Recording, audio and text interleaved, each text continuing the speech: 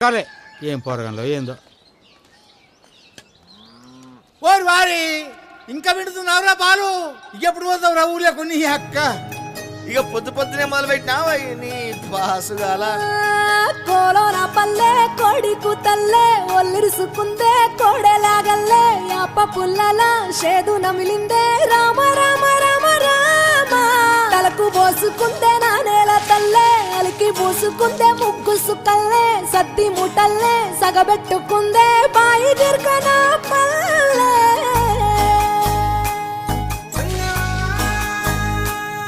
ఏ తెల్ల తెల్లని పాలధారలల్ల పల్లె తెల్లారుతుంటదిరా గుళ్ళోని గంటలు కాడెట్ల మెడలోన జంటగా మోగుతూ ఉంటాయిరా